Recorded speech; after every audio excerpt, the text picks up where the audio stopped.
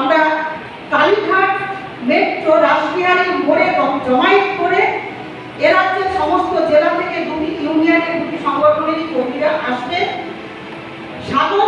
पश्चिम बंगाल आशा कार्यकर्ता संघ और पश्चिम बंगाल नगर स्वास्थ्य कर्मचारी संविदा संघ ने गांवों और शहरों में आशा कार्यकर्ताओं को सरकारी मान्यता, वेतन वृद्धि और सरकारी छुट्टी सहित विभिन्न मांगों को लेकर 22 अगस्त को मुख्यमंत्री आवास पर धरना और प्रतिनियुक्ति का आह्वान किया है।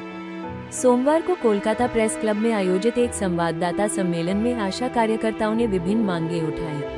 आशा कार्यकर्ताओं ने आरोप लगाया कि पश्चिम बंगाल में लगभग 75,000 महिला कार्यकर्ता राष्ट्रीय स्वास्थ्य मिशन के तहत आशा परियोजना में कार्यरत हैं। आशा कार्यकर्ता ग्रामीण और शहरी क्षेत्रों में स्वास्थ्य सेवाएं प्रदान कर रही हैं, लेकिन उन्हें मासिक वेतन, सरकारी मान्यता, सरकारी छुट्टी और अन्य सुविधाओं से वंचित रखा जाता है।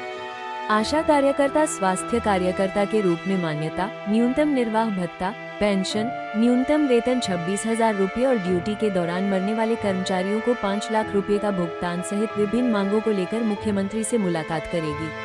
प्रेस कॉन्फ्रेंस में पश्चिम बंगाल आशा कार्यकर्ता संघ की अध्यक्ष कृष्णा प्रधान और राज्य सचिव इस्मत आरा खातून सहित अन्य लोग शामिल हुए।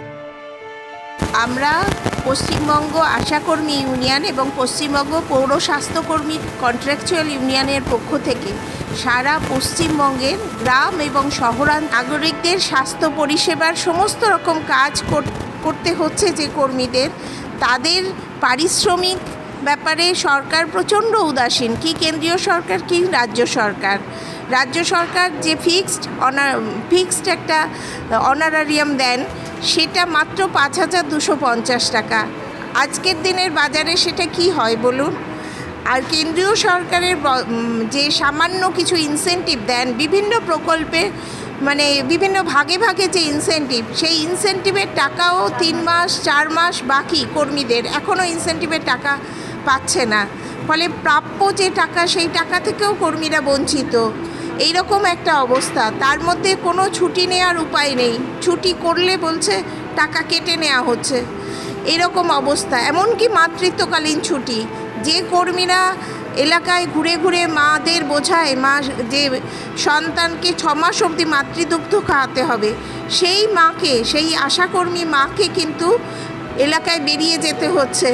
দেখা যাচ্ছে যে তার কিন্তু মানে হয়তো সিজার হয়েছে, সেরকম একজন মা, তাকে কিন্তু 1 সপ্তাহ 2 সপ্তাহ পরে কাজে জয়েন করতে হচ্ছে, কারণ মাতৃত্বকালীন ছুটি নেই। এরকম একটা অমানবিক অবস্থার মধ্যে তাদেরকে কাজ করতে হচ্ছে। আরও যে বিভিন্ন সমস্যাগুলো আমরা এখানে রেখেছি, এর সমাধানের দাবিতে এবং পারিশ্রমিক বৃদ্ধির দাবিতেই আমরা মাননীয় মুখ্যমন্ত্রীর কাছে আগামী 22 তারিখ ডেপুটেশন দিতে যাচ্ছি। আমরা আশা করব মুখ্যমন্ত্রী এই বিষয়গুলো